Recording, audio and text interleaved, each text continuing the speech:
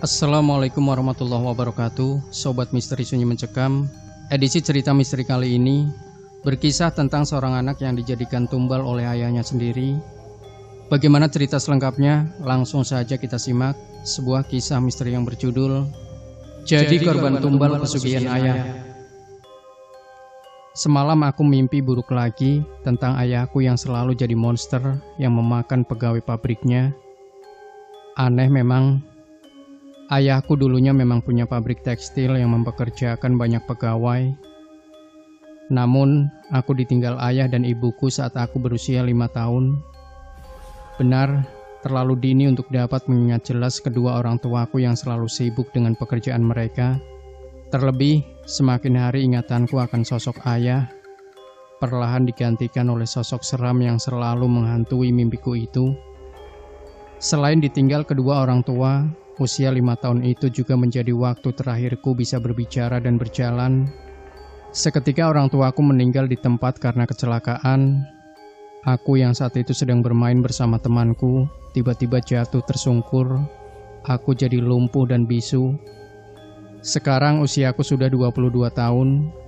Artinya, sudah 7 tahun lebih aku berusaha menerima keadaanku yang menyedihkan ini. Sampai sekarang pun tidak ada dokter yang dapat memastikan penyebab aku menjadi seperti ini.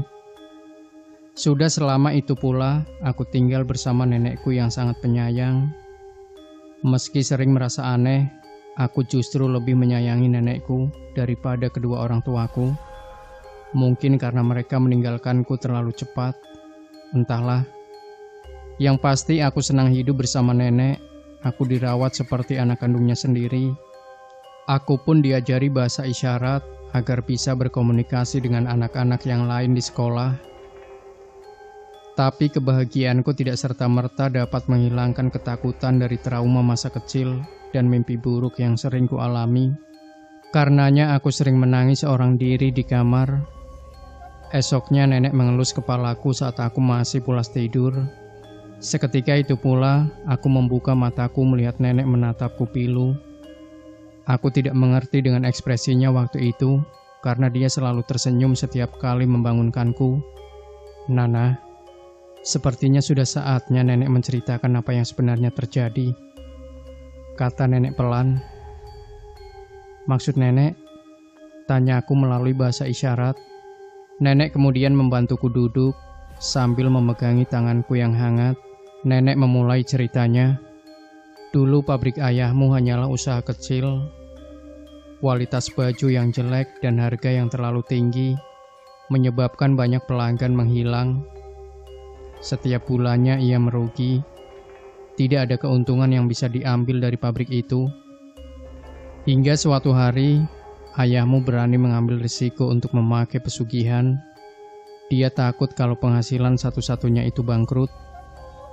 Akhirnya setelah menemui seorang dukun, ayahmu sepakat melakukan ritual pesugihan yang ternyata menjadi penyebab dirinya dan ibumu meninggal. Kata dukun itu, selain menyiapkan ruangan untuk ritual, ayahmu harus menumbalkan seseorang setiap malam Jumat Kliwon. Ia tentu tidak ingin mengorbankan keluarganya untuk hal itu.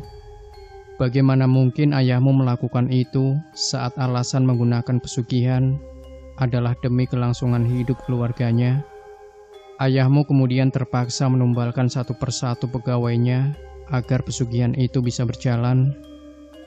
Mulai dari memberikan wawancara yang dipenuhi pertanyaan terkait kecocokan weton pegawai sebagai tumbal, hingga mengeksekusi sendiri pegawainya, semua ayahmu lakukan demi kami. Pabrik ayahmu semakin ramai pelanggan setelah itu. Dengan keuntungan yang bertambah, pabrik ayahmu juga mampu membuka lapangan kerja yang lebih luas. Alhasil, pegawai ayahmu semakin bertambah banyak. Hal ini juga menjadi pertanda baik bagi ayahmu, karena ia akan lebih leluasa memilih tumbalnya. Mulanya tidak ada satupun pegawai yang mencurigai pesugihan yang dilakukan ayahmu. Namun, suatu hari ada seorang pegawai yang membuat semua rencana ayahmu berantakan. Pada suatu malam Jumat Kliwon, ia sedang menyekap seorang pegawai yang sudah dipilih menjadi tumbal di gudang penyimpanan. Saat ia mau mengeksekusi pegawai di depannya itu, tiba-tiba terdengar suara di belakang pintu. Saat ayahmu membuka pintu, ia melihat seseorang berlari keluar dari pabrik. Sekilas, ia melihat seseorang yang berlari itu. Selesai sudah, ayahmu tertangkap basah melakukan pesugihan oleh pegawainya Saliman. Karena takut ketahuan oleh pegawai lain, ayahmu terpaksa mendatangi dukun yang dulu pernah membantunya. Ia ingin membunuh Saliman agar bisa tutup mulut dengan apa yang sudah dilihatnya di gudang. Dukun itu mengabulkan permintaan ayahmu. Saliman meninggal dengan penyakit yang tidak jelas 2 hari kemudian. Namun cerita itu belum berakhir. Untuk kali ini, ayahmu lalai dan tidak mengindahkan peringatan yang seharusnya ia dengarkan.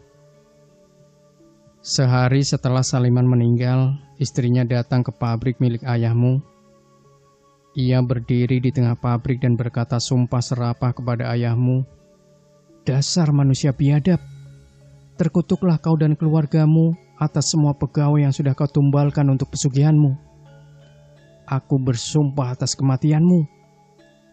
Ingat, kesengsaraanmu tidak akan berhenti pada dirimu saja. Aku juga bersumpah anakmu akan cacat seumur hidup." Istri Saliman mengucapkan kalimat itu keras-keras di hadapan semua pegawai yang sibuk bekerja di bagian masing-masing. Ayahmu hanya menertawakan perkataan itu. Memang perkataan itu tidak mempengaruhi ayahmu, tetapi justru pegawai pabrik lain. Sejak kejadian itu, banyak pegawai yang mengambil cuti dan berakhir tidak bekerja lagi. Mereka percaya dengan perkataan istri Saliman dan takut dijadikan tumbal. Hal itu tentu mempengaruhi kinerja pabrik. Semakin hari produk yang dihasilkan semakin berkurang. Keuntungan pabrik juga semakin menyusut. Yang lebih parah lagi, kemerosotan itu mempengaruhi ritual pesugihan ayahmu. Ia tidak bisa lagi memperdaya pegawainya untuk dijadikan tumbal. Ayahmu jadi frustasi dan sering uring-uringan. Ibu yang selama ini menjadi penenang ayah sudah tidak mempan lagi. Hingga suatu hari, saat mereka menuju dukun langganan, mereka tewas kecelakaan akibat ayah terlibat argumen pedas dengan ibu saat menyetir. Nenek mengambilkanku segelas air putih. Aku perlahan meneguknya sampai habis. Akhirnya aku tahu penyebab kondisiku yang seperti ini.